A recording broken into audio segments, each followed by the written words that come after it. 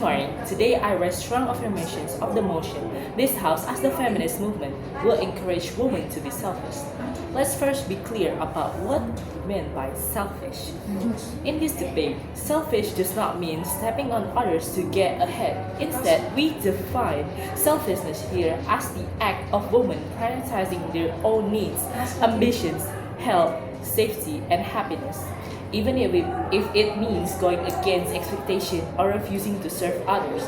For centuries, across cultures, classes, religions, women have been conditioned to be givers. A woman's value is often tied to her ability to nurture, to sacrifice, to endure in silence. From childhood, girls are taught to share, apologize more.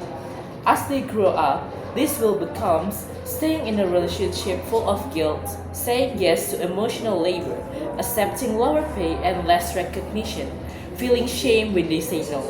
While men prioritize themselves, they're called ambitious, driven, and focused.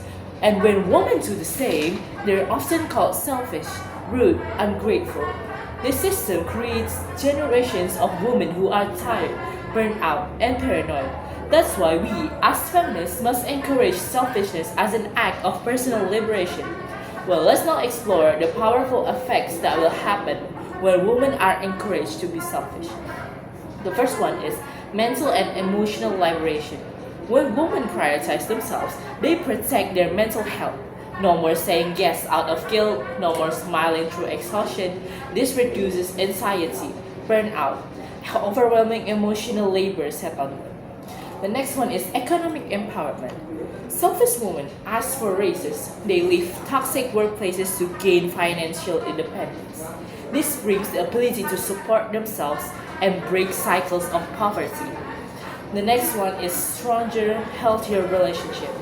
Selfishness forces equality. A woman who knows her worth doesn't shrink to fit others' comfort. The next one is social and cultural exchange.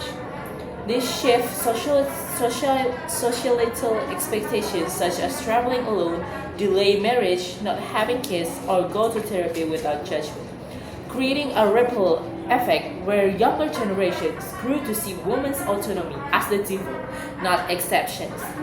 For some example, we can take a look at some women like Najwa Shihab left mainstream TV to build a media platform that centers truth and justice. She didn't serve the status quo. She served her vision. And the movement in Korea that had called for B or for Nos is a radical feminist movement that name refers to defining four tenets, which roughly means no, or do not date men, do not marry men, do not have intercourse with men, or do not have children with men. And for four more examples, we can take a look at some in the West. Movement like #MeToo happened because women stopped caring about politeness and started to caring about the truth. Also in Iran, women cutting their hair and removing their hijabs is seen as selfish, rebellion by the governments, but it's a powerful cry for agency. These women weren't selfless, they were selfish, and that changed the world. In conclusion, I fully support this motion. Encouraging women to be selfish is not about hurting others. It's about finally allowing women to choose for themselves. To say, I matter, my rest matter, my dreams matter, my boundaries matter. In the world that constantly tells women to serve, to shrink, to stay silent, selfishness is not a flaw, it's a resistance. So yes, as a feminist movement, we would encourage women to be selfish. Because when a woman dares to prioritize herself, she doesn't just change herself, she changes the standard for all women. Thank you.